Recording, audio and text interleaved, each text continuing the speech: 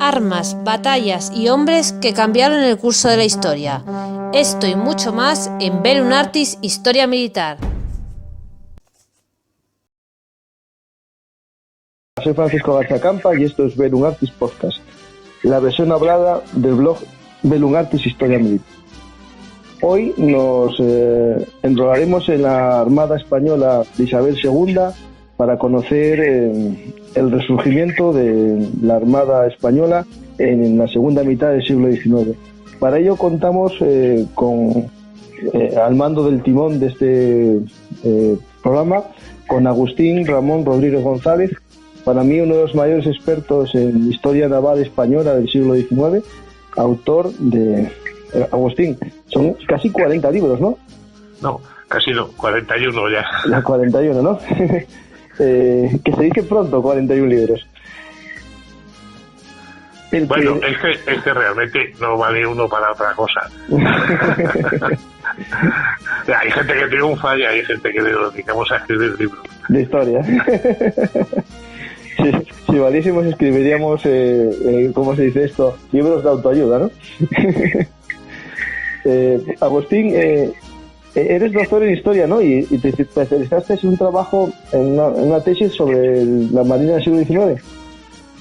Sí, que es la gran desconocida. Parece que la historia naval de España se acaba en Trafalgar, o como mucho en el 98. Y sin embargo hay un renacimiento naval español muy importante desde los años 40 del siglo XIX hasta, pues casi hasta el final, hasta el 98. Un renacimiento que es muy curioso, que pocas veces es recordado.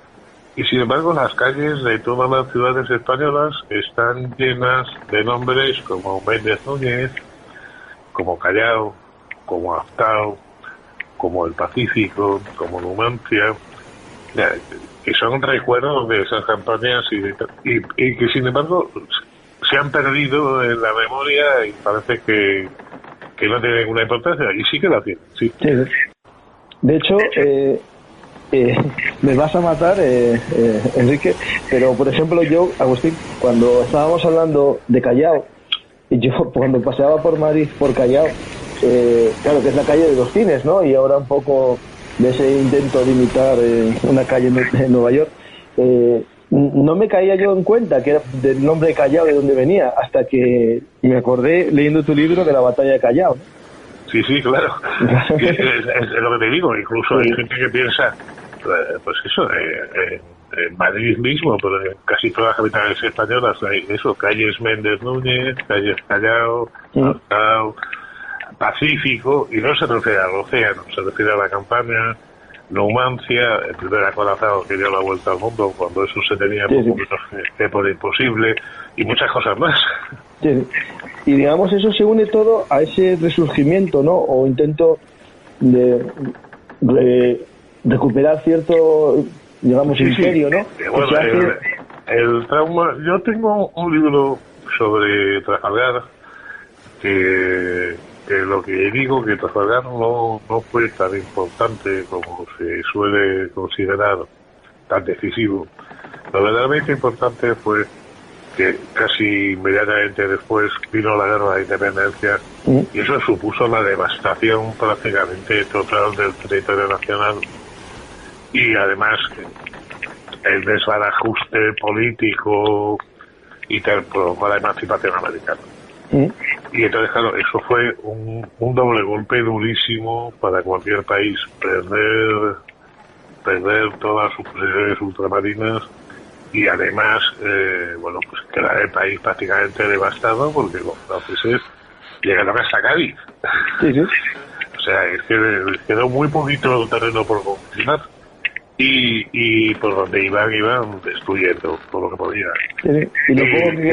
Y claro, y además como la lucha era por tierra, porque tenemos aliados como aliados a Inglaterra en su Royal Navy, pues claro, la Armada perdió absolutamente el protagonismo.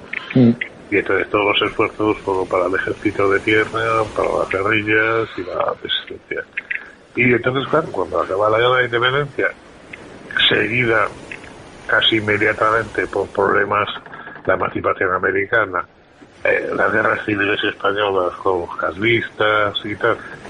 Pues claro, fue una época absolutamente negra que casi lo de menos fue Trafalgar, porque otras derrotas se han remontado, pero el problema, y además que coincidió con otra cosa, que fue el comienzo de la revolución industrial y un cambio total en los barcos y los movimientos navales, para lo que España no estaba bien preparado, claro, y menos en una situación de ruina y de guerra civil como estábamos. Sí. Ese contexto, eso que, digamos, comienza en tu obra Barcos con Honra, las campañas de la Armada Isabel II, que publicas con H.R. Ediciones, ¿no? Ese sería tu último libro publicado, y básicamente el comienzo de la obra sería ese contexto de finalizar la Guerra de Independencia, la muerte de Fernando VII y la llegada al poder de Isabel II y los cambios que hubo, digamos, en la Armada Española, ¿no? Sí, y es que pasan dos cosas. Bueno, la imagen que muchas veces se ha tenido al reinado de Isabel II es una imagen un tanto caótica, de peleas con los carlistas, entre los mismos liberales hay peleas entre progresistas y moderados, pero la verdad es que en el reinado de Isabel II hay un intento muy serio de recuperación de España y de incorporación otra vez a Europa y tal. Es cuando se crea la primera red de ferrocarriles de España, es cuando se crea el Correos actual, es cuando se hacen muchas iniciativas modernizadoras que parece que van a salir bien y luego al final pues se estropean con la revolución que dejó Isabel II y todo lo que le sigue.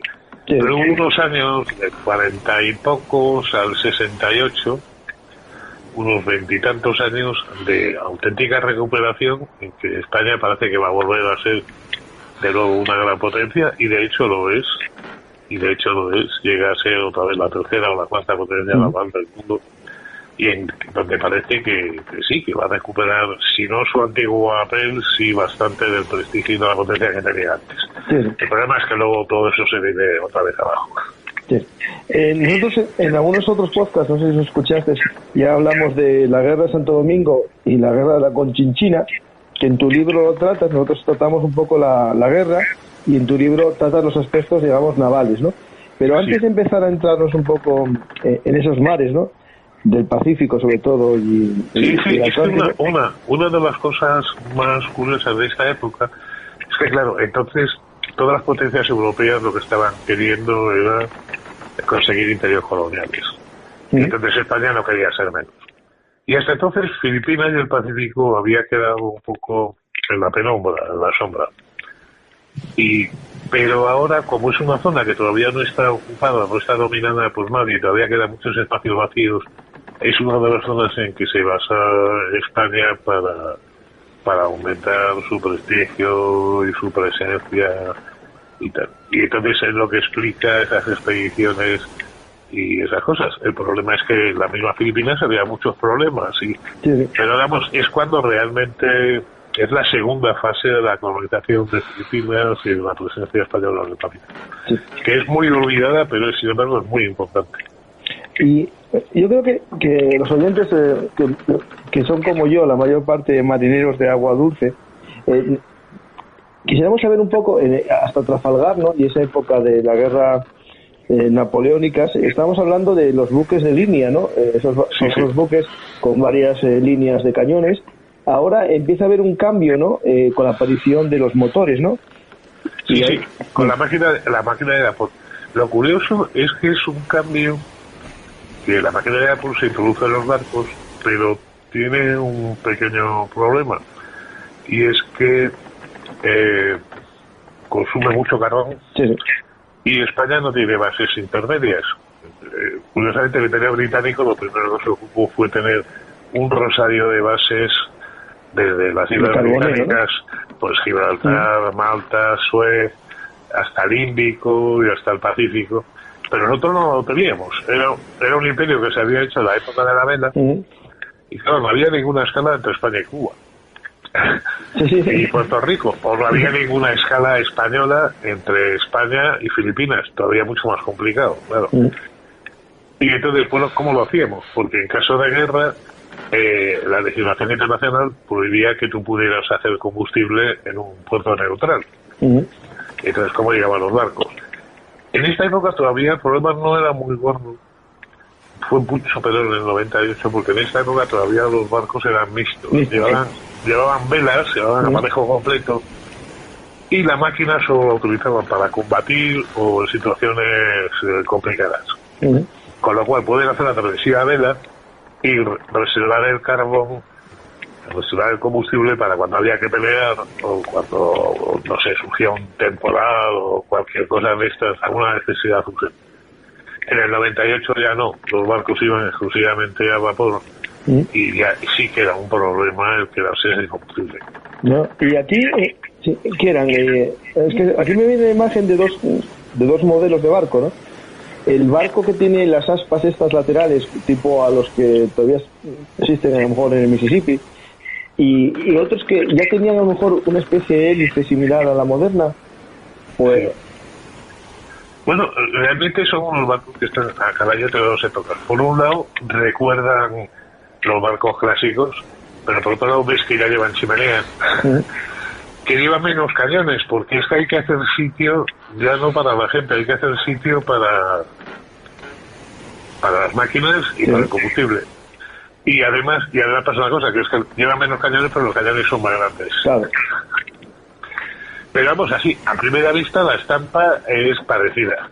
El cambio grande va a venir poco después, con la segunda fase de la Revolución Industrial.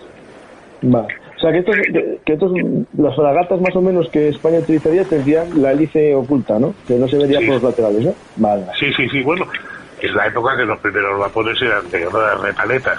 La llevaban a dos lados y tal, que eran más lentos, eran más frágiles, el fuego enemigo los podía estropear enseguida y tal. Empezaron por eso, y luego inmediatamente apareció la hélice y era una solución ideal, porque podías navegar con la hélice parada, podías navegar con las velas y tal. Los vapores en las ruedas eran bastante más complicados, más torpes y más lentos. Digamos, el primer intento así de modernización, tengo ahí, he leído en tu libro que se produce hacia 1840 con la compra de unos vapores, ¿no? Entre ellos el Magallanes, que se emplearía en la lucha contra los piratas, ¿no?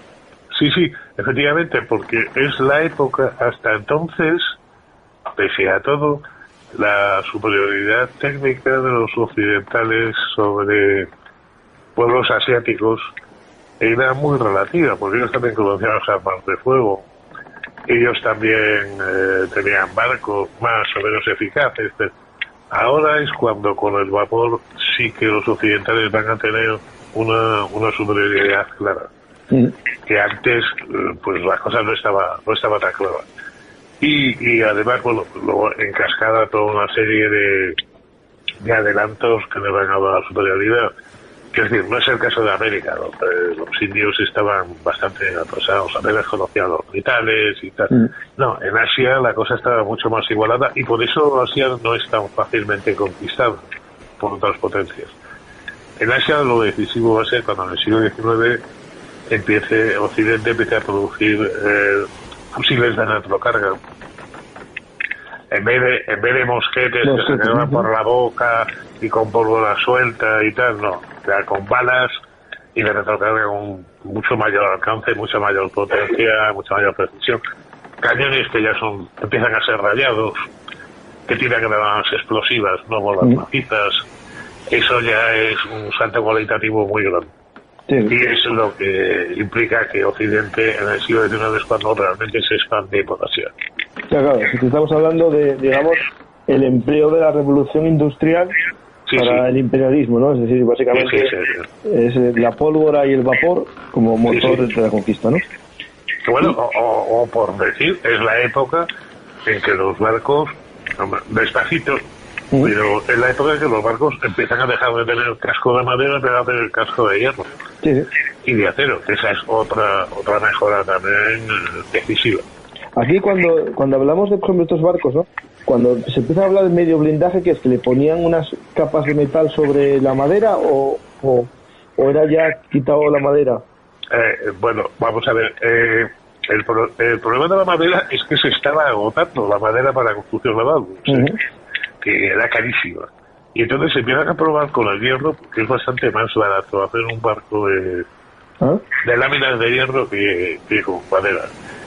Y aunque hubo una etapa de transición, que los barcos seguían siendo de madera, pero la estructura ya era metálica, para que fuera más fuerte.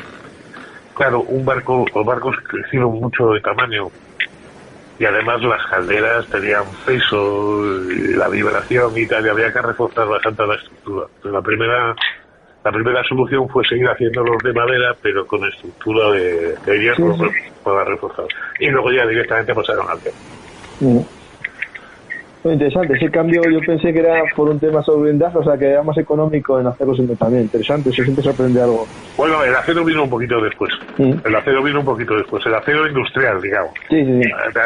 Hasta entonces de acero se pueden hacer espadas, marionetas, pero no estructuras muy grandes.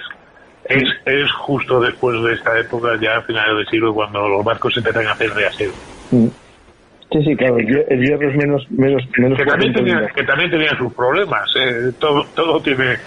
Cualquier adelanto te trae ventajas, por un lado, y por otro lado te crea nuevos problemas. O sea, eso es lo que pasa siempre. Es decir, por ejemplo, con un fusil de avancarga era relativamente fácil repararlos, conseguir munición, porque era pólvora suelta, que se podía hacer artesanalmente. Pero claro, cuando un fusil son balas metálicas y tal, y con fulminante incorporado y tal, eso no lo puedes hacer. No puedes hacerlo tú sobre la marcha. Te tiene que llegar el suministro. Sí, ni emplear el del enemigo, sino el mismo calibre. Y hablando un poco de este plan que España tiene de recuperar la Armada. Lo que es curioso es que además los gobiernos españoles están interesados en esa carrera, piensan que España tiene que reincorporarse, y entonces empiezan a meterse en toda una serie de conflictos y de líos, en parte por prestigio, por sonar internacionalmente, y en parte por hacer algo. Por ejemplo, pues es cuando España se asienta en lo que después va a ser la Guinea Española, que es un territorio que antes era de Portugal, lo tenían para sacar esclavos de ahí, y en una guerra del siglo XVIII, como los portugueses normalmente eran aliados de los británicos, pues lo perdieron y nos lo pasaron a nosotros. El problema es que, bueno, ya sabes que los trópicos para el hombre blanco eran una tumba. Y se intentó a finales del siglo XVIII una expedición, se pidieron casi todos y tuvieron que salir huyendo. Y había quedado que en tierra de nadie estaban los ingleses a punto de quedarse con territorio de las islas y del continente que había enfrente y tal, y ese el general Isabel II cuando empiezan a mandar expediciones para colonizar Guinea y establecerse ahí y controlarlo. Es cuando se empiezan a hacer muchas cosas. Santo Domingo es una república que se había independizado de España con la emancipación americana, pero que como comparten isla con Haití y eran enemigos irreconciliables, los dominicanos piden volver otra vez al dominio español porque la guerra con Haití es continua y para ellos les supone un problema enorme. Luego las cosas no funcionan, pero ahí... Después de la guerra, que ellos llaman... Y luego pues de presencia internacional, pues como ahora las misiones en el exterior, en Portugal hay revoluciones y entonces hay una intervención española para apoyar a los liberales. En Italia también hay revoluciones, en concreto contra el Papa y contra los Borbones de Nápoles, que eran además primos de los reyes españoles, y entonces también se manda otra expedición, más que nada pacificadora, o sea, y bueno, y situaciones como, pues por ejemplo, la de Marruecos. En Marruecos estaba pasando que en España surge el problema de que ven que Francia se ha adueñado de Argelia y quieren pasar a Marruecos. Y por otro lado, los intereses británicos en los puertos marroquíes son muy importantes. Y entonces pienso en que al final Marruecos va a ser un condominio o británico, o que uno de los dos se va a quedar con todo Marruecos y dice, bueno, eso es como una tenaza, vamos a estar entre las pinzas, la del norte, de Francia o de Inglaterra, y la del sur, Marruecos, y entonces es por lo que España se mete en la guerra de Marruecos para asegurar que tiene ahí intereses y que no va a dejar que se mete a cualquiera. O sea que no era tan loco lo de meterse en Marruecos. Ahí había una jugada de altos valores internacionales. Aquí, por ejemplo, en esto que estás hablando es cuando se ocupan las islas de las Chafarinas, ¿no? Sí, por ejemplo, que es curioso que la ocupación de las Chafarinas, que no se abandonadas, se hace básicamente, y todavía se puede ver en la frontera, están todavía en la frontera que marca Argelia y Marruecos. Sí. El río Moulouya. Era decir a los franceses hasta aquí. Sí, el río Moulouya. De hecho, los franceses ya habían pensado tomarlo, le habían mandado una expedición. Y ganamos por horas, prácticamente. Sí. O sea, que era un buen juego. Que muchas veces se dice que es que esta política era poco realista y tal. No, es lo que estaba haciendo todo el mundo. Sí. Es simplemente, o sea, a veces salía bien, a veces salía mal, pero es lo que estaba haciendo todas las potencias europeas. Y después trazaban unas líneas rectas tierra adentro y así hacían los países africanos, ¿no? Claro, pero lo mismo estaban haciendo los italianos todos. En Etiopía poco después, o en Libia, todo el mundo se estaba apuntando a esa moda. Había que conseguir materias primas baratas, había que conseguir mercados baratos, y eso parecía que era el alimento necesario para la revolución industrial. Estaba claro. Nos puede parecer mejor o peor, pero lo estaba haciendo todo el mundo. Sí. Era en los momentos y eso no sé. Y por ejemplo, en la operación, por ejemplo, de las Chafarinas, ¿qué estamos hablando? ¿De una operación de desembarco anfibio? ¿Había alguien en ese territorio o solo fue, digamos, una toma tranquila de...? Bueno, hay que decir a todo esto algo de la Armada, y es muy curioso que en la Armada lo que se ve es que hay como un nuevo espíritu. Después de la época de las vacas flacas, los marinos se han acostumbrado a pasarlo muy mal, a tener muy poquitos medios y tal. Como ahora el gobierno se vuelve a gastar dinero en construir una armada porque piensan que es importante para cumplir todos los objetivos, pues ellos que se habían criado con muy poquita cosa, cuando se ven con unos medios han crecido. Sí. Y realmente lo que ves es que son una gente como más decidida y como más entusiasta y como más duda de la creación de transformación. Sí. No digo que mejores, digo que están acostumbrados a pasarlas muy duras y que están muy decididos a que por ellos no va a quedar. Sí. Y entonces los ves que son más, no que digo que sean mejores madrileños ni mejores madrileños, pero sí más decididos, que tienen otro espíritu, que por ellos no va a quedar. Sí. Mientras que los otros eran, más diplomáticos, como más...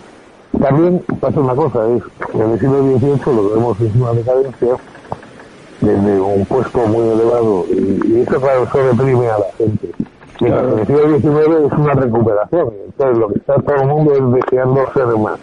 No es recordando los tiempos pasados, que fueron mejores, sino todo lo contrario. Claro, pues esta generación, la mayor parte de los oficiales no habían luchado en la guerra de independencia, ¿no? Eran gente joven, más o menos. Sí, eran gente joven.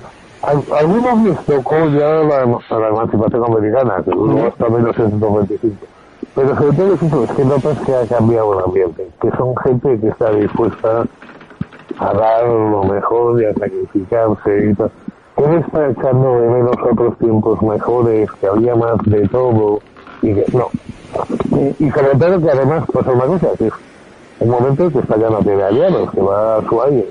Sí. Y entonces no estás pensando en si los franceses van a hacer esto o si los ingleses van a hacer lo otro. No, lo tienes que hacer tú y ya está. Sí. Y por ejemplo, viendo un poco los barcos que participaron en esta misión en Chafarinas, me llama la atención que cuando estamos hablando de barcos a vapor, ¿no? Barcos de motor, hablamos de que tienen 150 caballos, o sea, poco más que un coche de los de ahora. Sí, claro, para ellos era revolucionario, pero a nosotros da risa, claro. Sí. No, Pero piensa que esos barcos era raro que en condiciones normales eran más de... Forzando un poco la máquina, vaya, pero en condiciones normales esos barcos daban 6 o 8 nudos, que un nudo es una milla. Pues fíjate, o sea, una milla son 1200 metros, pues 8 nudos, que son 10 kilómetros por hora. 10 kilómetros por hora. Hombre, en el mar las velocidades son siempre más pequeñas que tierra, por la resistencia del agua, ¿no? Pero claro, lo que pasa es que para ellos, acostumbrados a que o había viento o el barco se quedaba parado en el mar y se les podía acabar hasta las provisiones del agua y quedarse parados en el mar, no puede llegar a ningún sitio. Pues claro, el vapor era algo revolucionario. Sí. Y Agustín, con estos motores que estamos hablando, que poco más de 150 caballos, 200, ¿cómo llegaban a África, no? Desde a Filipinas, desde España, esos barcos. Yo, vale, la visión a África la veo, pero ¿a Filipinas? No, a Filipinas, bueno, un grandísimo adelanto, ya sabes que hasta la emancipación americana no se iba directo a Filipinas. Los barcos iban hasta México, o luego cruzaban por tierra, y desde Acapulco cruzaban el Pacífico hasta Manila. El galeón de Manila, ahora lo que nos soluciona muchísimo, y es un factor importantísimo en la colonización española de Filipinas, es que se abre el canal de Suez. Y entonces, en vez de tener que dar toda la vuelta a África, acortas muchísimo por el canal de Suez y puedes llegar mucho más fácilmente a Filipinas. Porque Magallanes, el estrecho Magallanes, ya sabes que era un sitio muy bonito, todo con el descubrimiento, pero era muy poco práctico porque entre el frío y las tempestades que había ahí era jugarse la vida cada vez que pasabas por él. Y entonces, realmente el punto decisivo, y es lo que despierta más el interés de todas las potencias europeas, es la ruta de Suez, porque acorta muchísimo el viaje al Extremo Oriente y permite el comercio y permite todo. O sea, era una de las cosas, un canal realmente estratégico y que cambió el mundo. Pero Suez, por ejemplo, en cuanto a ese elemento de neutralidad que estábamos hablando, ¿no? Si España está... ese canal era, digamos, entre Francia y Gran Bretaña, ¿no? La construcción. Sí, bueno, es que incluso Alemania enseguida empieza también a dar la data porque ellos también quieren posesiones coloniales en todas partes. Que es lo que terminará llevando a la Primera Guerra Mundial. El ansia alemana por tener también un territorio colonial. Lo que me refería es eso, por ejemplo, ahora que España, a lo mejor su interés por mantener Guinea Ecuatorial podría ser, en el caso de que se cerrase el canal de Suez a España, poder utilizar esas islas como repostaje. Es que era el camino tradicional. El camino tradicional era tener una escala en África para dar la vuelta y tal. Lo que pasa es que todo eso lo simplifica mucho el canal de Suez. Y claro, es que pasa una cosa, con la expansión de los mercados, pues hay muchos productos que hasta entonces eran pues para 4 ricos y que ahora se convierten en objetos de consumo diario. Pues por ejemplo el té, o por ejemplo una cosa tan castiza española y que luego sin embargo los mantones de Manila. Que los mantones de Manila eran mantones de seda que se traían de China. Y de ser una cosa de la aristocracia o de la gente muy rica, se convierten en un vestido popular que todo el mundo lo quiere llevar. Entonces, claro, es un negociazo. O piensa que en Filipinas se crea una compañía de tabacos que hace competencia a la cubana. Es decir, hay muchísimas cosas, montones de productos chinos, pues se ponen de moda, pues la porcelana, montones de cosas que empiezan a hacer eso, no ya para unas cuantas élites, sino para todo. Y entonces, claro, hay mucho interés, y además, claro, seguían las especias desde Magallanes, y seguían muchas cosas, y sobre todo, que claro, eran en general pueblos mucho más civilizados, más adelantados, y que prometían mejores resultados y más rápidos que en otros pueblos más atrasados. Claro, lógico, sí. Sí, porque y entonces por eso la lucha por Oriente. Claro, también eran más difíciles de conquistar, justamente porque estaban más adelantados. Sí. Pero claro, por ejemplo, en el tema de Filipinas, ¿no? Ciñéndonos un poco al uso militar naval de los barcos, teniendo en cuenta la cantidad de archipiélagos, aquí ciertos barcos tipo patrullera, no sé cómo se llamarían en ese momento, ¿no?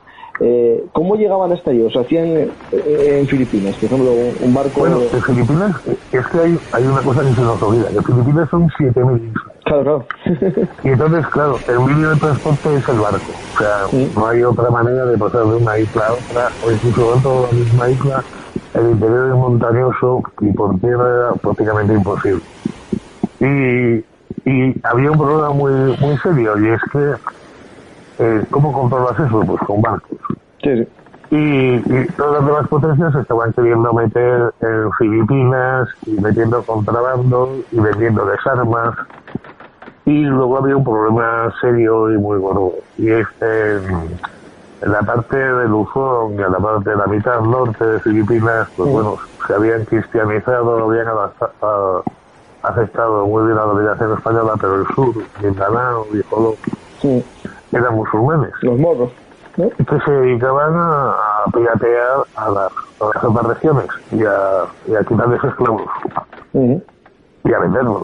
Sí. Y entonces, claro, esto era una fuente continua de problemas, que todavía hoy la minoría musulmana en Filipinas sigue dando unos problemas tremendos. Y había que atajarlo. Y claro, el único sistema posible en la época era los barcos. Aunque fuera para desembarcos, para llevar tropas del ejército y tal, pero claro, el único medio de transporte posible eran los barcos. Así que era imprescindible en Filipinas tener una buena escuadrilla de cañoneros y de barcos para atender a todos estos problemas. Aparte de eso, de que había contrabandistas europeos que les vendían armas, o que les compraban esto o lo otro, o que se asentaban en una isla sin permiso de nadie, y claro, esto había que contar. Sí. Y ahí me imagino que se fue creando una especie de flota de cabotaje, ¿no? Unos barcos al lado de la costa.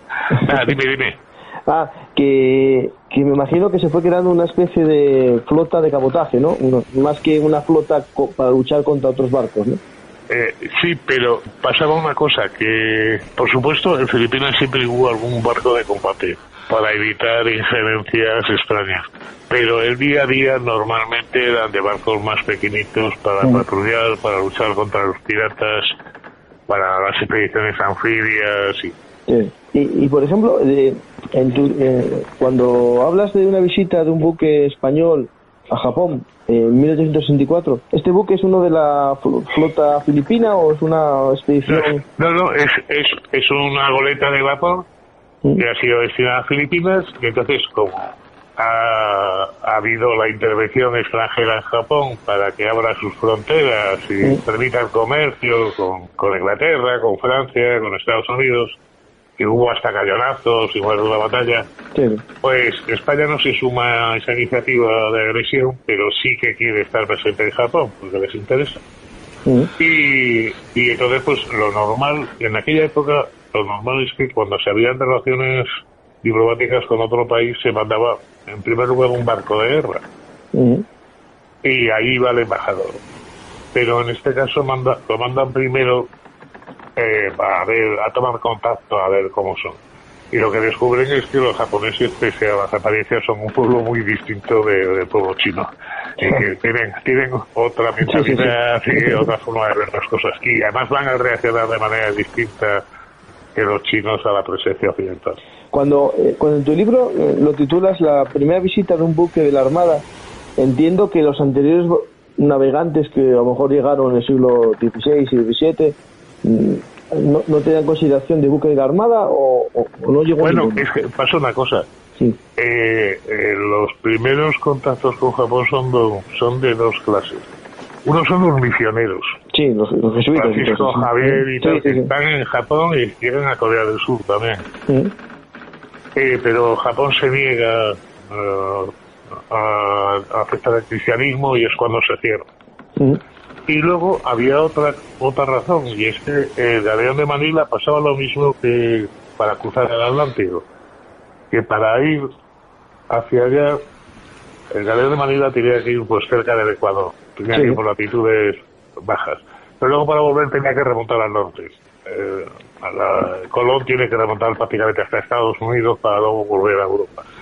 Bueno, pues el Pacífico pasaba lo mismo. Tú de Acapulco a Manila ibas casi por el Ecuador, pero luego para volver otra vez a Acapulco tenías que remontar para coger los vientos y las corrientes. Fue lo que descubrió mucho más al norte, y entonces pasabas muy cerca de Japón. Por eso hubo algunos naufragios de galeones en Japón, que luego se han molestado en encargar réplicas de galeones españoles y de conservar esa herencia y de tal, porque le va mucho la atención. Y claro, enseguida se dieron cuenta además de que pues casi al sur de Japón y relativamente cerca había una colonia europea y tal, y curiosamente los ronin japoneses, después de dedicarse a la piratería, terminan sirviendo como mercenarios en los barcos españoles, curiosamente, en las tropas españolas, que es curioso. Pero claro, eran samuráis sin dueño, y tenían que buscarse la vida. Pero, o sea, es claro, esto me acabo de quedar aquí un poco trasvolado, porque sí es verdad que, por ejemplo, hubo la embajada famosa de los japoneses en Sevilla, ¿no? Eso es famoso. Sí, claro. Al revés, no. Es cuando en el siglo XVII, cuando los japoneses se lo piensan mejor, pega el cerrojazo y dice que no quiere saber nada ni de los europeos, ni los occidentales, ni de nada. Y nos tiramos casi 200 años sabiendo unos y otros que existíamos, pero con el mínimo contacto. Vale, entonces sí, vale. Ahora sí, y es cuando estamos ya en la revolución casi Meiji, ¿no? Y empezamos un poco la presión, vale, perfecto, vale. Y digamos que ahí sí que hay un barco español, que el nombre de ese navío era... Sí, era la goleta Narváez, ¿no? Sí, y lo manda un marino que inmediatamente ve que la idiosincrasia japonesa es completamente distinta de la chica. Y que probablemente un poco por su carácter y también porque el contacto hasta todo lo habían tenido más bien con anglosajones, y entonces es muy gracioso porque los chinos podían ser muy serviciales, ¿no? Pero la acogida siempre era como muy humilde, mientras que los japoneses al contrario, lo que veían era hasta dónde podías llegar sin que te enfadaras. Sí. De hecho, yo siempre oí que los chinos se parecen a los españoles, dicen, todo el mundo.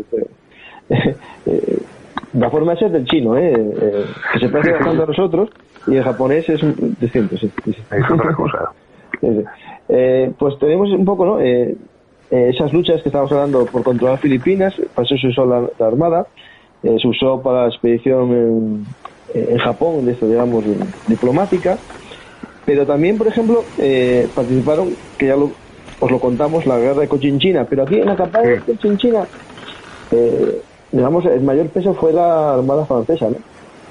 Bueno, es que hay una cosa, en Asia-Pacífico hay una cosa tremenda, que antes he mencionado lo de los misioneros japoneses, los misioneros españoles en Japón y en Corea del Sur, pero es que en Cochinchina pasaba lo mismo. Sí. En las misiones cristianas católicas en Cochinchina casi todo españoles, y en Borneo y en más sitios donde no llegaba el Estado español, donde ahí no eran colonias españolas ni tal, pero había presencia española, que claro, en su caso podía haber sido una palanca para decir estos territorios son españoles. El problema es que Filipinas estaba muy lejos y siempre faltaban los medios. Si no, otra potencia más ambiciosa los hubiera utilizado para reclamar esos territorios como propios y tal. Y entonces cuando en Cochinchina empieza la persecución de los misioneros y tal, Francia lo utiliza como excusa para entrar ahí, y España pues simplemente no se quiere implicar en ello. Pues no, le viene demasiado grande el asunto, pero al mismo tiempo no quiere faltar, quiere estar presente, y entonces se origina la campaña de Cochinchina. Es muy curioso porque resulta que hay algo muy curioso de la Armada en Filipinas, y es que como los filipinos están acostumbrados a navegar, porque son 7.000 islas, Sí. casi todos los marineros eran filipinos. También por el clima. Era mejor tener marineros filipinos que españoles. Primero, estaban acostumbrados al clima, a las aguas, a las costas y tal. Y segundo, como estaban luchando contra los piratas, que eran sus enemigos, pues estaban encantados. Pero, curiosamente, hay otra diferencia con el ejército. El ejército también tenía muchos filipinos. Y por la misma razón. Y es que en el ejército, el destino de Filipinas era muy poquitos oficiales y tal, mientras que la Armada cogió como costumbre que los oficiales jóvenes fueran a Filipinas para formarse ahí, para que se endurecieran, para que vieran lo duro que puede ser, porque era estar con un barquito de 150 toneladas y estar a 1.000 millas de tu base, y sin radio, sin comunicación, sin órdenes y sin nada, y tenías que pagar tras tú solo. Y pensaban que era la mejor escuela para formar capitanes. Y lo es. Y entonces lo curioso de Filipinas es que, claro, los franceses se quedan pasmados y empiezan a pedir, es un caso insólito, poder reclutar filipinos para su ejército, porque resulta que eran mejores soldados que los que llevaban ellos. Estaban más adecuados al clima, al tipo de enemigo, al tipo de lucha. Y de las pocas veces que España ha permitido la recluta de nacionales para servir a un país extranjero, que es muy curioso. Sí. Y de hecho, en el podcast que tenemos sobre la Conchinchina, hablan después que los filipinos se quejaban de que no les trataban igual los franceses que los españoles. Digamos, en la forma de ser, ¿no? Es decir, del soldado, ¿no? Hay una toma de la cota de Papalugán. Esto que exactamente la batalla estamos hablando en Mindanao, ¿no?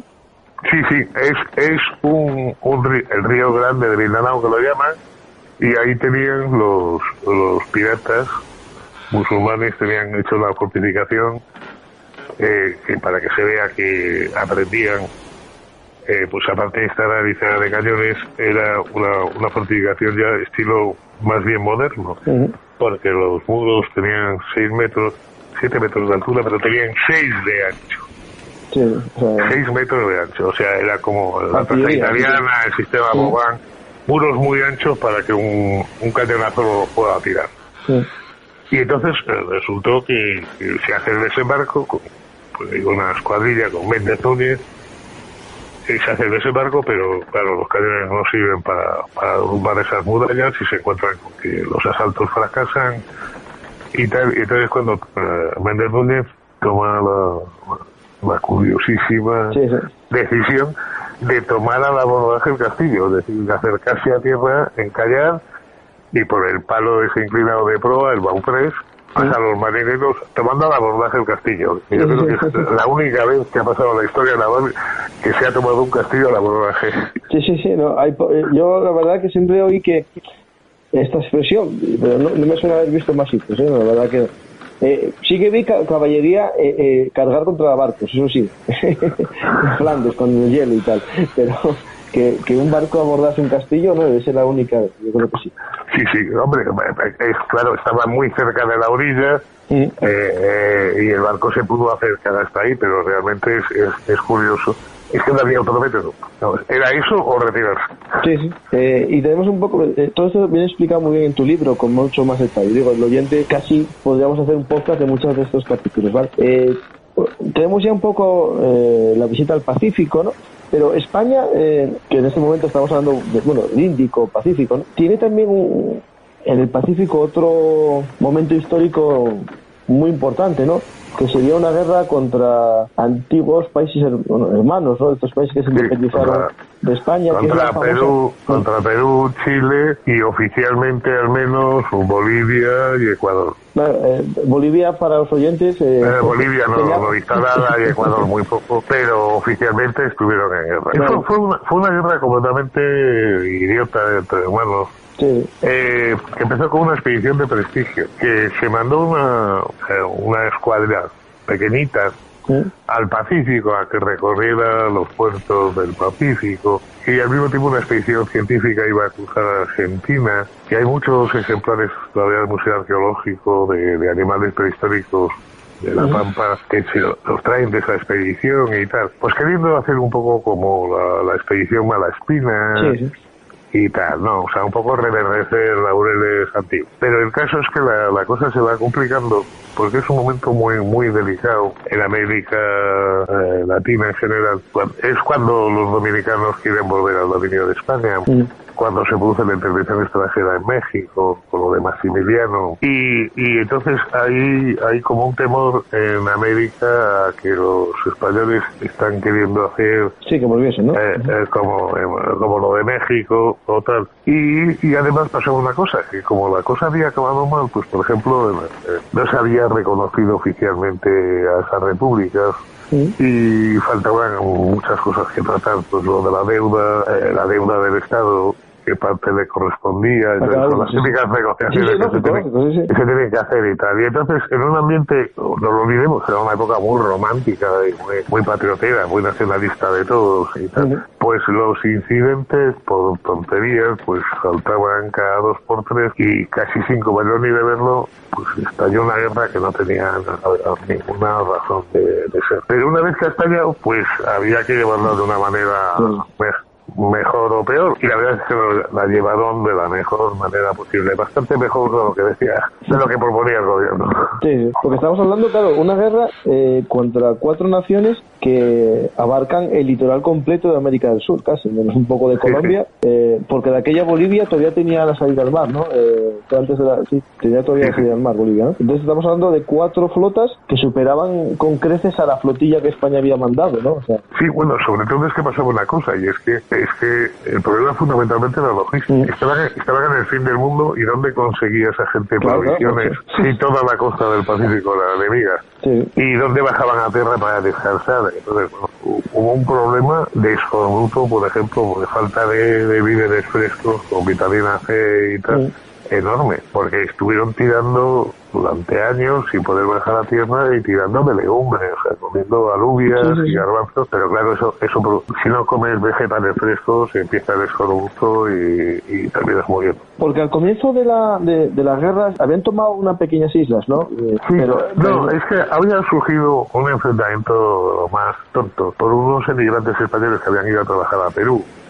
Se habían hecho un contrato, luego los patrones se volvieron atrás, hubo algo de violencia, el típico lío, que al final lo de menos es como empezó, pero como todo el mundo estaba muy susceptible, y lo que te digo era muy romántico y muy patriotero, pues la cosa fue creciendo. Y entonces en un determinado momento el almirante español entonces al mando, que se llamaba nada menos que Pinzón, de apellido. Sí, familia de los Pinzón.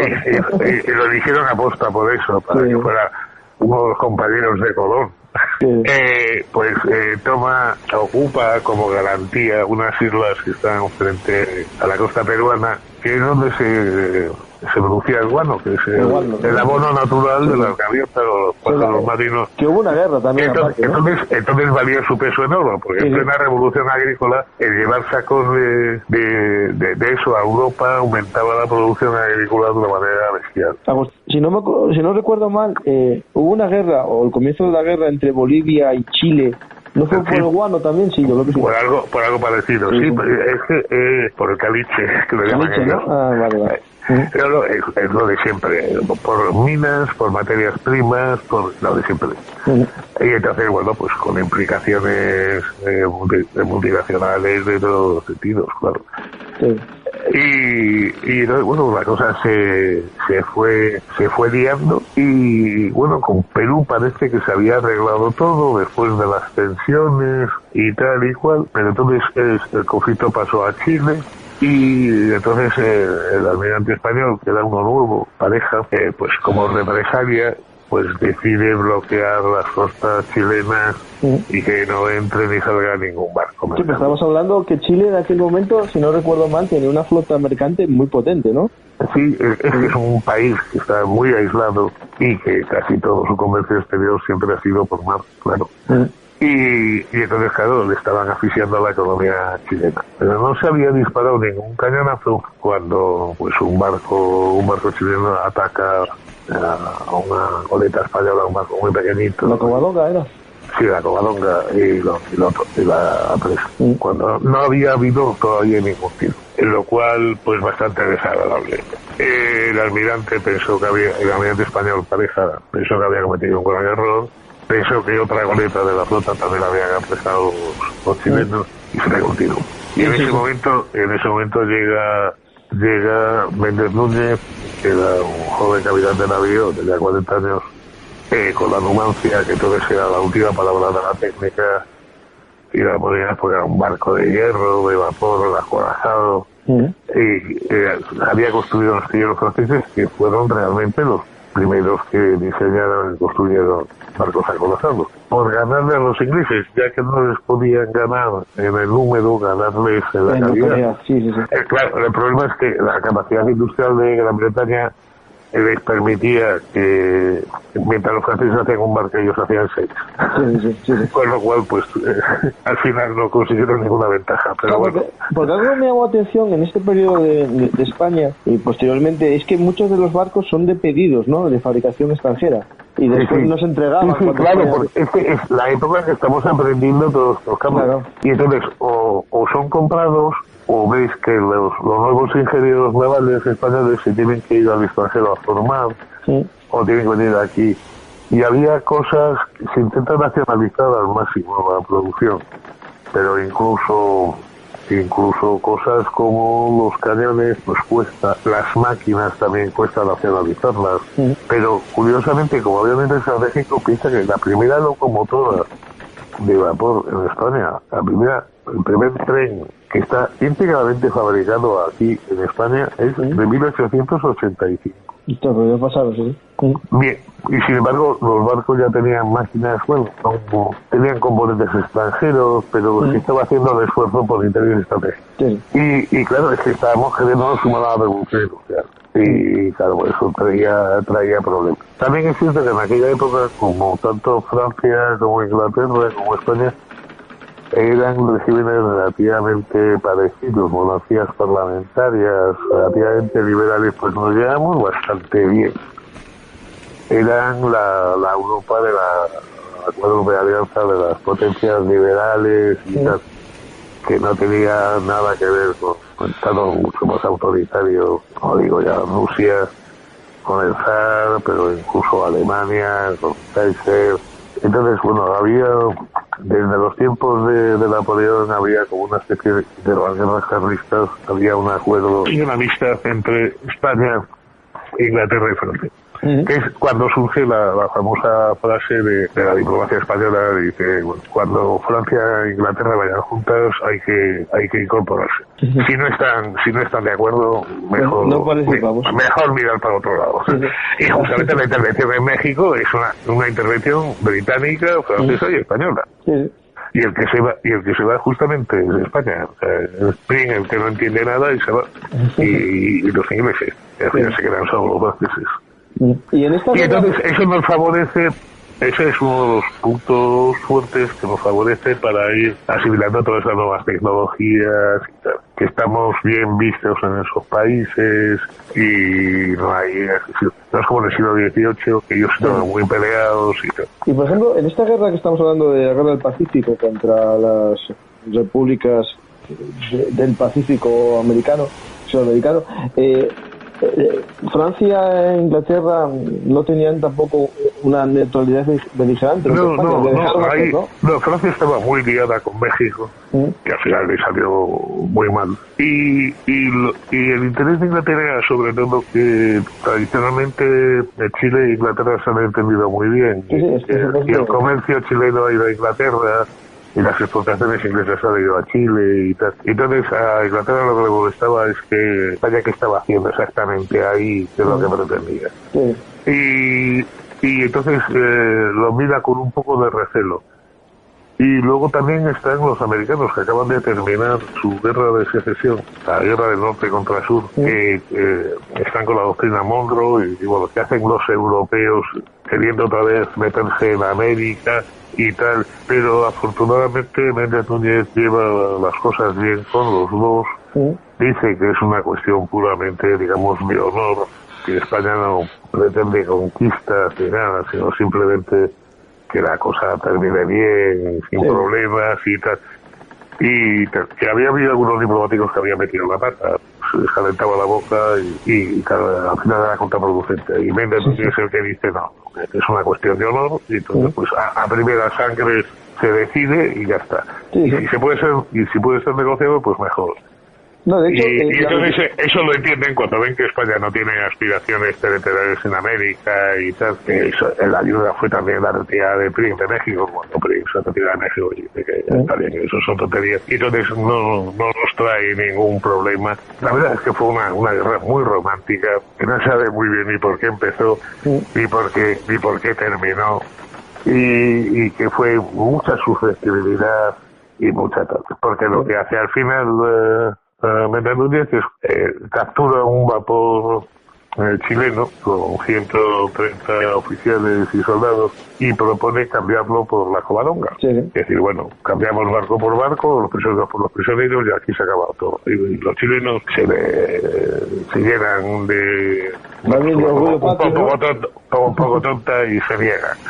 Y entonces es cuando deciden bombardear Valparaíso. Una cocina, lo que estás comentando es posterior a la batalla de Chiloé, ¿no? Sí. No, es que, bueno, antes hay un pequeño combate en el archipiélago de Chiloé cuando Méndez Núñez va a buscar la armada aliada, pero nada, se mete en un sitio que es imposible llegar y entonces la única solución que queda es bombardear Valparaíso. Pero lo curioso es que es diferente de los bombardeos del siglo XX. Se avisa para que evacúen la ciudad y solo se dispara contra los edificios del gobierno, los almacenes del pueblo. Con lo cual, creo que hubo en total 2 muertos en el bombardeo. Y por gente que es que no se quiso marchar de su casa. Pero que dieron un plazo de 4 días para que la ciudad fuera evacuada. Y además el bombardeo se dirigió solo a edificios del gobierno, a los almacenes del puerto y ya está. Vamos, por eso es por lo que está. Había una escuadra de Estados Unidos y una escuadra británica en el puerto que en principio habían dicho que no iban a permitir el bombardeo, y cuando se dan cuenta de la postura chilena y nacional, le dicen a Méndez Núñez de lo que quiera, porque además se va a comportar caballerosamente, obedeciendo de su gobierno y causando el mínimo de gracias y de tal, o sea, y simplemente cuando pueden haber aceptado el canje de barcos y de prisioneros y con eso hubiera acabado todo, pero bueno, y luego como le acusan de que ha atacado una ciudad indefensa y los peruanos han fortificado muchísimo el puerto del Callao, que es el puerto principal de Perú, el de Lima, pues va ahí para demostrar que no son unos cobardes que bombardean ciudades indefensas y tal. Y entonces es otra cosa de capa y espada, vamos, o sea, es una cosa de honra de las del siglo XVI y XVII. Y aquí lo entendía todo el mundo así, o sea, que nosotros no queremos quedarnos con nada, que no queremos nada, pero que nadie piense tampoco que somos unos bárbaros, ni unos piratas, ni unos tal. Y eso era la honra, la palabra efectivamente era la honra, o sea, era decir, quedar bien. No se pretendía nada más que quedar bien. Y digamos que va al título de tu obra, ¿no? Barcos con honra, ¿no? Recuperar esa honra perdida en los barcos que en parte se recuperó en esta guerra, ¿no? Efectivamente, pero que es eso. Y lo curioso es que a todo el mundo le pareció de verdad esa postura. Y curiosamente, cuando Méndez Núñez murió unos pocos años después, muy jovencito, con 49 años, curiosamente una escuadra inglesa le rindió honores en todo el mundo diciendo, bueno, se ha comportado como un caballero, esto es lo que tenía que hacer, o sea, en absoluto nadie le criticó, o sea, no ya en España, sino Sí, sí. que quedó como un señor y que había hecho lo mejor y tal. Lo que tenía que hacer, Él hay más que ver como una persona como Pérez Galdós, que era un hombre, en fin, republicano y más bien de izquierda, así tal, como le pone en su episodio nacional a Méndez Núñez, y Gustavo Adolfo Bécquer, que también se refiere a él y tal. O sea, estaba todo el mundo encantado porque era una situación bastante tonta y de la que se había salido de forma honrosa, sin hacer ningún daño innecesario, pero lo justo para quedar bien. El uso proporcional de la fuerza. Una cosilla sobre esta batalla de Callao, me llamó la atención que se emplearon armas, digamos, modernas, ¿no? Minas, torpedos. Y si torpedos, entonces se llama torpedos a las minas. Vale. A las minas submarinas. Sí, es que Perú lo que había contratado era incluso a muchos confederados, como había terminado ya la guerra de secesión, había contratado a muchos confederados y había comprado incluso material. Los confederados también habían utilizado minas en la guerra de secesión, porque ellos tenían muchas menos escuadras que los del norte. Y cañones modernos, cañones rayados de gran calibre, que es curioso, en Callao había cañones y se pudo comprobar que un solo cañonazo en las fragatas españolas, que eran todavía de madera, las atravesaba de parte a parte y no voló ninguna, pues porque Dios lo quiso, pero... La mala puntería, ¿no? Eran cañones que disparaban balas de 150 y hasta 400 kilos de peso. Eso en un barco de madera y las explosivas podía provocar una auténtica catástrofe. De hecho, dos se tuvieron que salir del combate por averías, incendios a bordo y tal. O sea, estaba cambiando la tecnología naval. A la Numancia no la pasó nada porque justamente como era de hierro, ya la blindaba, los impactos que la dieron como 50 y tantos impactos, no le hicieron nada. De hecho, hay una plancha de la Numancia todavía con el agujero que le hizo el proyectil peruano en el Museo Naval de Madrid. Que todavía se ve. Que es curioso porque tú ves la plancha de hierro que era la acorazada y luego después había un tocón de madera muy dura, de madera de teca, que era como una especie de almohadillado, porque si no, aunque el proyectil no rompiera la coraza, podía empujarla y cargarse el hierro del casco. ¿Me entiendes? Es decir, aunque no partiera la coraza, simplemente al empujarla desgarraba el casco. Y entonces había que poner como una especie de almohadillado, que es casi medio metro de madera de teca, la madera más dura que existe, para que absorbiera el impacto. Claro, aquí estamos hablando de que del precio, el precio ¿de qué sirve que no te dice la coraza si luego la coraza se mete para adentro, desgarra el casco y el barco se hunde de todas maneras? Entonces había que poner como una especie de almohadilla. Y entonces ves que atraviesa el hierro, atraviesa el blindaje, pero ya con muy poquita fuerza se queda parado en la madera. O sea, que era como una especie de bicapa, no sé, varias capas. Sí, bueno, que de hecho los barcos mucho más modernos también han llevado una especie como de ese sistema de almohadillado para el blindaje. Y aparte Callao, claro, la gente se lo estaba haciendo que era un puerto nuevo, tenía hasta una fortaleza del rey de San Felipe, ¿no? Que sí. La fortaleza española de la época... Bueno, curiosamente, ahí cometen un error, y es que la fortaleza española, que hubiera sido muy buena, ellos pensaban que estaba anticuada. Que luego hemos visto en la Segunda Guerra Mundial fortalezas tipo Mobán de traza italiana, eran magníficas todavía del siglo XX, pero ellos pensaban que estaban anticuadas. Y entonces lo que organizan son sobre todo emplazamientos bastante peores, porque lo que hacen es como unos parapetos con piedras y ladrillo y tal. Era una tontería porque ahí cuando impactaba un proyectil español, así los había despedido o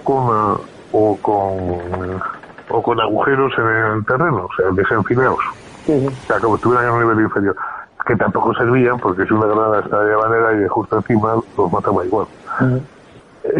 Y el caso es eso, que además es una cosa sabida de toda la vida que un barco de guerra está en inferioridad siempre con baterías costeras, porque claro, un barco le puedes dar en cualquier sitio y de cualquier sitio hacer daño, mientras que una batería costera o das al cañón no has conseguido gran cosa.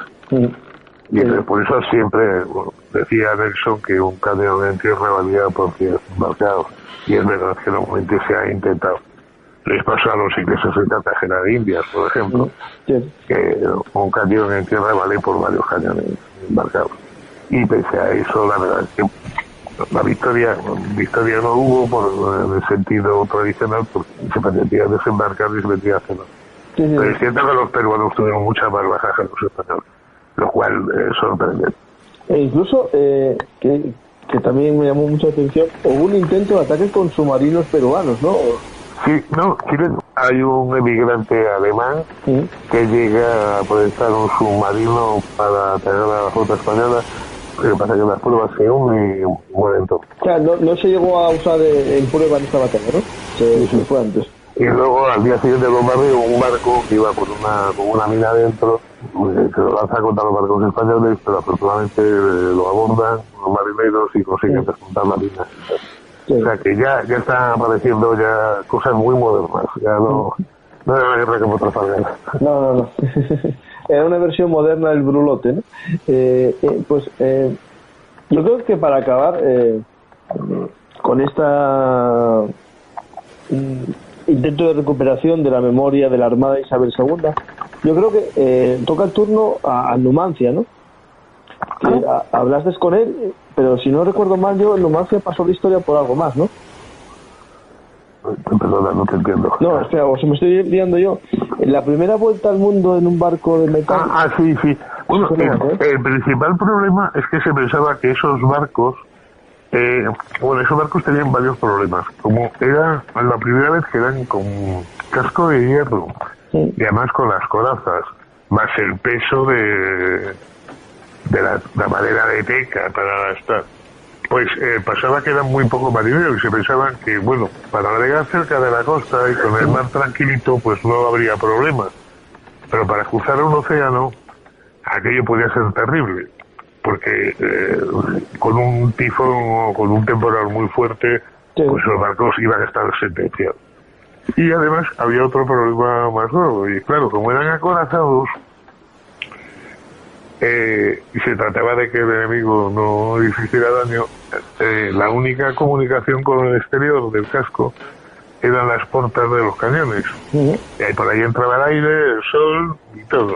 Y se tenía mucho miedo de que, sobre todo en latitudes tropicales y tal, al estar la dotación ahí cerrada dentro de un casco completamente metálico, y con tan pocas aberturas que iban a morir como chinches. O sea, faltas de aire, muertos de calor, porque claro, es que otra de las cosas es que no pensamos, un barco metálico se calienta con el sol. Y mucho más rápidamente que uno de madera. Y que además las portas eran muy pequeñitas para que no entraran los proyectiles enemigos, y no tenían apenas respiraderos. Y entonces era un auténtico... Se pensaba que, bueno, sí, para trayectorias cortas en Europa, pues yo qué sé, para ir de Santander a Inglaterra como mucho, o para pasar el Canal de la Mancha, una cosa así, pues sí. Pero una travesía, cruzar todos los océanos, aguantando ciclones, borrascas, de todo, y que la dotación llegara con buena salud y tal... o que el barco no se le da la voltereta y se hundiera, porque claro, todo el problema de equilibrios, de flotabilidad era muy distinto con un barco de madera. Y entonces, efectivamente, los ingleses habían llegado a perder algunos de sus primeros acorazados en un temporal en el Cantábrico. El Cantábrico se puede. En el Cantábrico. Y entonces, todo el mundo estaba pensando que los españoles estaban locos de atravesarán la vuelta al mundo con un barco acorazado, por el Caribe, por Magallanes, que tuvo que pasar por Magallanes, luego remontar toda la costa chilena, luego cruzar todo el Atlántico. Dice, bueno, entonces va a terminar muy mal.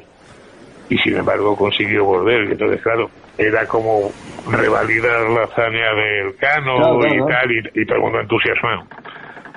Que es una de las cosas muy graciosas. Mencionaba antes el callejero de Madrid, pero es muy gracioso porque a raíz de todo esto, la plaza donde está el Senado de España, la plaza, se sigue llamando Plaza de la Marina Española, y es por esto.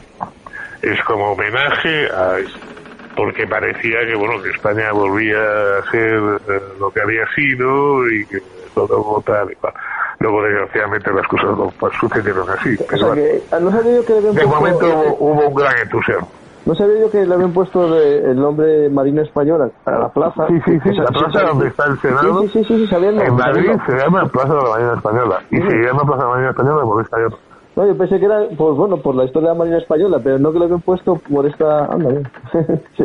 O sea que al final el callejero, bueno, claro, el callejero del siglo XIX español, claro, tiene que ver con las gestas, todas estas que estamos, claro, viendo, sí. Que es lo que pasa, que son nombres que muchas veces en su momento eran conocidos de todos, pero claro, luego pasa, es curioso, tanto que se habla de memoria histórica y resulta que luego la memoria histórica es muy corta. No, es cortísima. Es muy porque corta. Estuviste a mitad de los madrileños.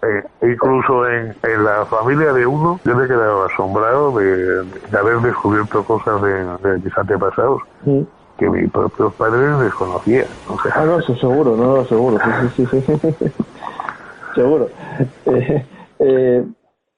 Pero es lo bueno y lo malo, ¿no? Es decir, que... Sí, efectivamente, pero eso, de desconocerlo. Sí. Normalmente uno recuerda lo que ha vivido directamente y poco más. Y si te han contado algo... Si te han contado algo, se quedan así como anécdotas desdibujadas, que no se ven a cuento de que vienen, no sabes si son cuentos o es algo real. Y con un país pasa lo mismo. Nos fijamos en una serie de hechos o de personajes y tal, y el resto se olvida. Pues la vuelta al mundo de Numancia fue la primera vuelta al mundo de un barco acorazado. Pero a motor no, ya habría habido algún intento, alguno. O sería él también. Porque yo siempre vi que era el acorazado, pero a lo mejor fue también el primer barco a motor. Por eso, por el peligro marinero que tenían esos barcos, que podían dar la vuelta o hundir o tal, y por el problema de la salubridad a bordo. Sí. No, me lo imagino, los pobres hicieron escala en Filipinas, ¿no? Me imagino. Sí, es una costumbre muy graciosa que ahora se ha perdido. Es la época que en Filipinas los barcos iban normalmente pintados de blanco.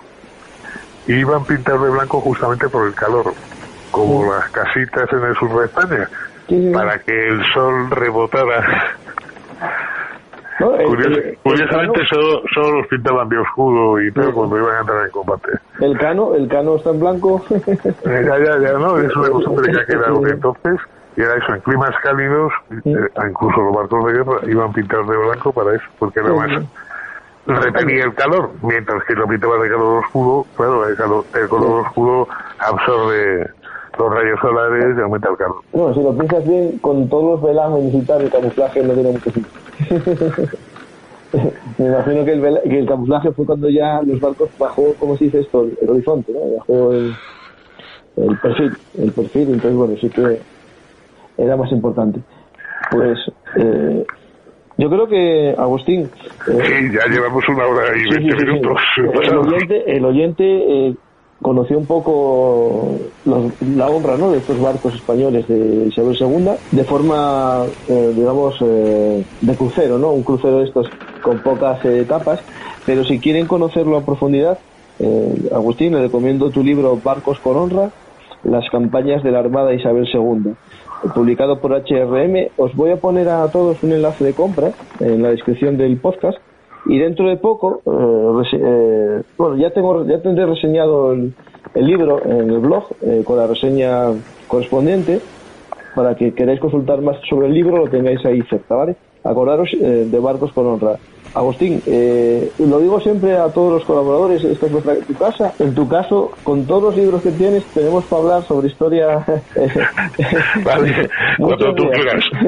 Y sobre todo, muchísimas gracias.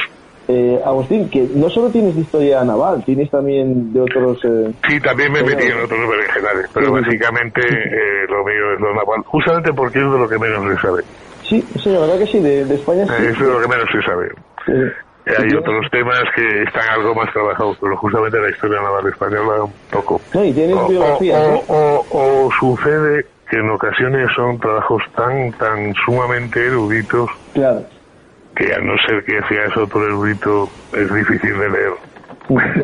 Y entonces, pues, ¿qué pasa? Que sí, existe el libro, pero al final resulta que lo han leído 20 personas. No, espera, 20 que a lo mejor tampoco lo leyeron, que o sea, muchos libros de estos eruditos que, no es una crítica, ¿no? Pero que financian a lo mejor comunidades autónomas o universidades, los leen pocos de los que son no, es una lección que podemos aprender, por ejemplo, de los británicos.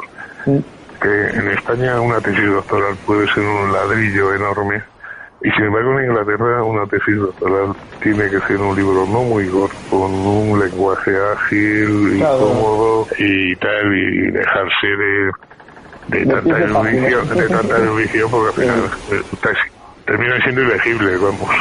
No, yo sobre todo muy claro, el objetivo de mi blog, desde que lo fundé ya hace 8 años, creo, es divulgar la historia, ¿no? Hacer que la historia, recordar que la historia es amena, o sea, la historia es una historieta, se puede aprender mucho, serio, bien informado, con buenas fuentes, pero que no sea un tostón con 1000 pies de página. Si además sucede que a mí me ha pasado con frecuencia viendo documentos que las historias reales son mucho mejores que las historias que se inventan los novelistas, ¿eh? Sí, en muchos casos sí. Porque además son verdad. Claro. Sí. Y si los novelistas, y muchas veces los novelistas lo que hacen es inspirarse en hechos reales para construir sus novelas y sus narrativas y tal. Porque de verdad hay historias que no te las crees. Y estás viendo el informe oficial. Pues nada, Agustín, muchas gracias. Que muchísimas gracias, Francisco, y ya sabes dónde me tienes. Sí, no te preocupes, que creo que hablaremos de vez en cuando. Espero que te haya gustado un poco la forma de charla, no es algo muy serio. ¿Cuándo lo tendrás? Bueno, eso los oyentes cuando puedo, es decir, los oyentes saben todos que es semanal y iremos moviendo hilos para cuando puedas me pasas el enlace y si acaso, bueno, pues ya hablaré con mis abogados y ya está. Vale, que muchas gracias y buenas noches. Pues nada, muchas gracias a ti, Agustín, y bueno, os recomiendo a todos los libros de Agustín Ramón Rodríguez González, especialmente los relativos a la Armada Española y a la Marina de Guerra del siglo XIX y anteriores, porque tiene varios libros sobre Barceló y otros héroes españoles como Dafán, ¿no? Muchas gracias, Agustín, y a todos los oyentes os pido que, como siempre, deis a me gusta a este podcast, lo compartáis en vuestras redes sociales para que llegue a más gente y que recordéis que Velum Artis Podcast es la versión hablada del blog velunartis historiamilitar.blogspot.com. Muchas gracias a todos y especialmente a ti, Agustín.